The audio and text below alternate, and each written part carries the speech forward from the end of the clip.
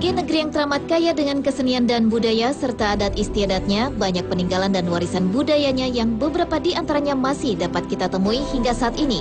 Seperti kesenian-kesenian berikut yang dalam pertunjukannya disebutkan mengandung unsur-unsur supranatural atau magis. Karena bagaimana mungkin orang tidak terluka setelah dirinya ditusuk oleh benda tajam? Atau bagaimana seseorang dapat berdandan sementara dirinya diikat tali dan dimasukkan ke dalam kurungan? Dan kali ini On The Spot merangkumnya dalam 7 kesenian tradisional yang bernuansa magis.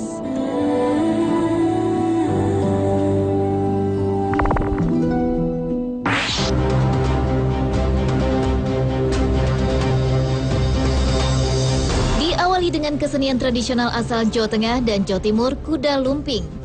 Kesenian yang juga memiliki sebutan lain seperti jaranan, jaran kepang, dan jatilan ini awalnya adalah sebagai refleksi semangat heroisme dan aspek kemiliteran sebuah pasukan berkuda yang memperlihatkan gerakan tari yang dinamis dan agresif. Dengan menggunakan kuda yang terbuat dari anyaman bambu yang dicat dan ditempel kain warna-warni, para penari akan memulai pagelaran tarinya yang terdiri dari 4 fragmen, yaitu 2 kali tari buto lawas, tari senterewe, dan tari begon putri. Pada fragmen buto lawas ditarikan oleh 4-6 orang pria. Pada bagian inilah penari dapat mengalami kerasukan dan kesurupan, yaitu kemasukan roh halus. Terkadang penonton pun ada yang ikut kesurupan dan ikut menari. Dalam keadaan tak sadar, mereka terus menari mengikuti irama musik bersama penari lainnya. Dengan mengikuti irama musik serta suara pecutan, penari akan melakukan hal-hal di luar kesadarannya. Seperti memakan pecahan beling dan tak merasa kesakitan saat tubuhnya berkali-kali dipecut. Untuk memulihkan kesadaran para penari dan penonton yang kerasukan akan dilakukan oleh seorang datuk yang biasanya akan mudah dikenali dari penampilannya dengan berbaju serba hitam yang memiliki kemampuan supranatural. Kemudian pada fragmen selanjutnya, penari pria dan wanita bergabung membawakan tarian senterewe. Dan pada fragmen terakhir, penari akan melakukan gerakan-gerakan tari yang lebih santai. Dan 6 orang wanita menarikan tari begon putri yang merupakan tarian penutup.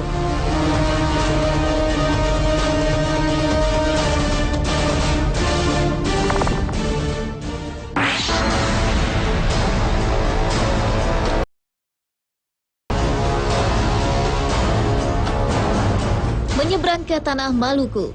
Di sana dapat kita jumpai sebuah kesenian yang dinamakan bambu atau buluh gila.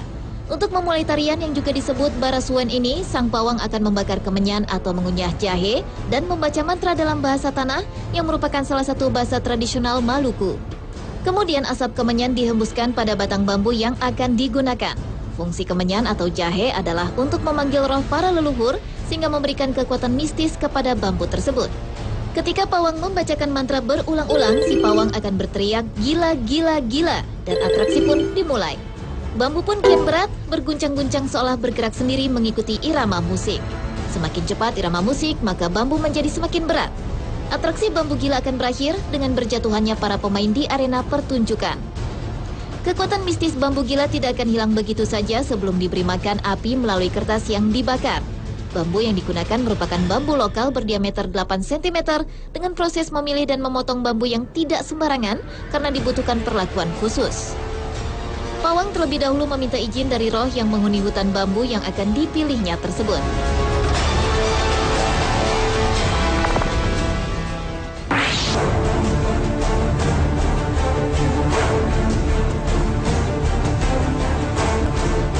Selanjutnya adalah kesenian debus. Merupakan kesenian bela diri dari Banten, diciptakan pada abad ke-16 pada masa pemerintahan Sultan Maulana Hasanuddin. Debus adalah sebuah kesenian yang mempertunjukkan kemampuan manusia yang luar biasa, kebal senjata tajam, kebal api, kebal minum air keras, menggoreng telur di kepala, dan lain-lain. Dalam bahasa Arab, debus berarti senjata tajam yang terbuat dari besi, mempunyai ujung runcing dan berbentuk sedikit bundar. Dengan alat inilah para pemain dilukai dan biasanya tidak dapat ditembus walaupun debus itu dipukul berkali-kali oleh orang lain. Di Banten awalnya kesenian ini berfungsi untuk menyebarkan ajaran agama Islam. Namun kemudian pada masa penjajahan Belanda dan saat pemerintahan Sultan Agung Tirtayasa, seni ini digunakan untuk membangkitkan semangat pejuang dan rakyat Banten untuk melawan Belanda. Dan kini seiring dengan perkembangan zaman, kesenian ini lebih berfungsi sebagai sarana hiburan semata, meski tetap harus dengan proses belajar yang khusus. Dan biasanya dalam pertunjukan akan ada seorang syekh, yaitu seseorang yang menyembuhkan para pemain bila terjadi kecelakaan ataupun luka dengan doa dan mantranya.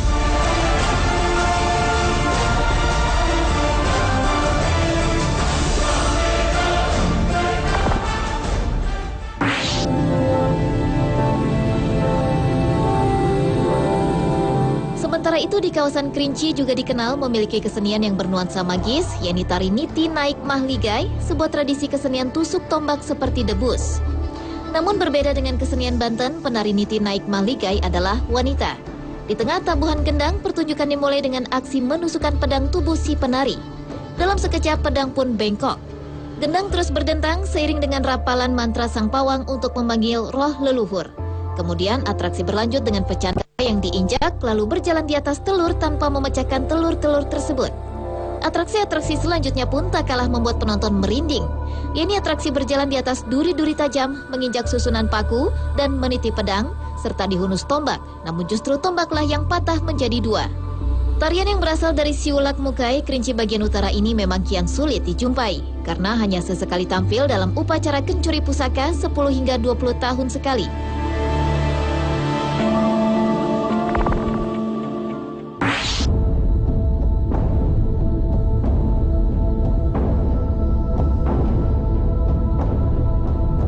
Selanjutnya adalah tari Luka Gilo dari Minangkabau. Ini sebuah kesenian rakyat yang syarat dengan kekuatan supranatural yang hingga kini masih berkembang dalam masyarakat Nagari Padang Magek, Lukak, Tanah Datar, Sumatera Barat. Dengan menggunakan lukah besar atau benda sejenis bambu untuk meletakkan belut yang kemudian akan bergerak sendiri tanpa dikendalikan oleh orang yang memegangnya. Bahkan orang yang memegangnya terlihat seperti tak sadar dan tak mampu menjinakkan lukah yang mengguncang mereka ke sana kemari. Di akhir pertunjukan, lukah gilo akan dijinakan oleh seorang pawang dan biasanya semua peserta yang berusaha menjinakkan lukah gilo akan kerasukan.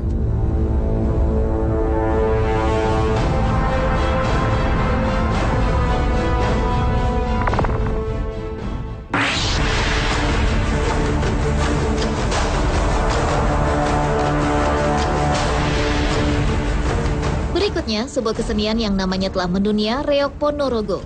Seni ini terdiri dari rangkaian 2-3 tarian pembukaan. Tarian pertama biasanya dibawakan oleh 6-8 pria dengan pakaian serba hitam dengan wajah dipoles warna merah. Para penari ini menggambarkan sosok singa yang pemberani. Berikutnya adalah tarian yang dibawakan oleh 6-8 gadis yang menaiki kuda. Dan biasanya tarian yang dinamakan Jarang Kepang atau Jatilan ini diperankan oleh penari pria yang berpakaian seperti wanita. Tarian pembukaan lainnya berupa tarian oleh anak kecil yang membawakan adegan lucu yang disebut bujang ganong atau ganongan. Baru kemudian ditampilkan adegan inti yang isinya disesuaikan dengan acara. Jika pernikahan, maka dimainkan adegan percintaan. Jika hitanan, biasanya bercerita tentang kisah pendekar. Dan adegan terakhir adalah singa barong, di mana pelaku memakai topeng berbentuk kepala singa dengan mahkota yang terbuat dari bulu burung merak dengan berat mencapai 50-60 kg. Dan topeng ini dibawa oleh penari dengan giginya. Dan kemampuan untuk membawa topeng ini selain diperoleh dengan latihan yang berat, yang dipercaya juga dengan latihan spiritual seperti puasa dan tapa.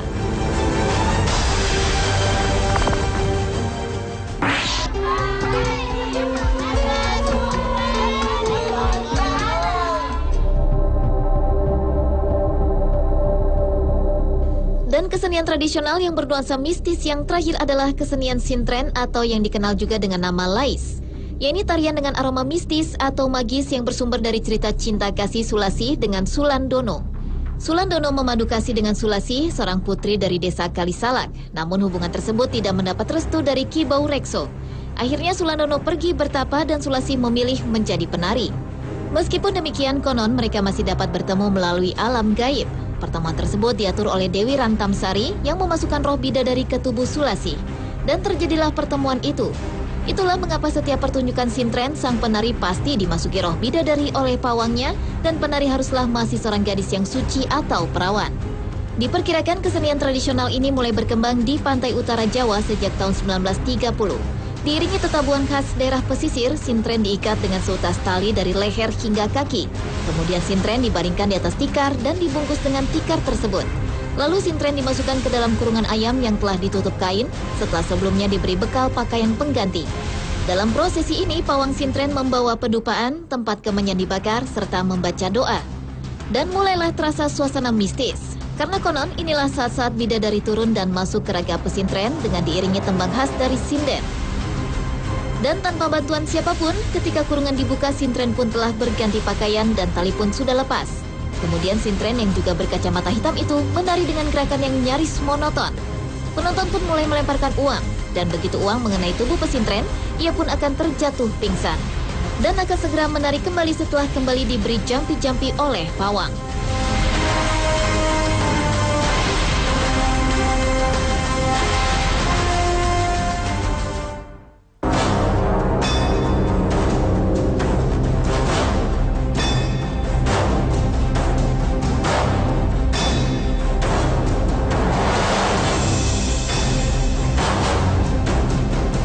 Pemirsa, itu ketujuh kesenian tradisional yang dalam pertunjukannya mengandung unsur magis versi on the spot. Tanpa berniat berkontroversi pada kemagisannya, namun harus diakui bahwa keberadaannya adalah sebagai warisan budaya yang tak ternilai harganya.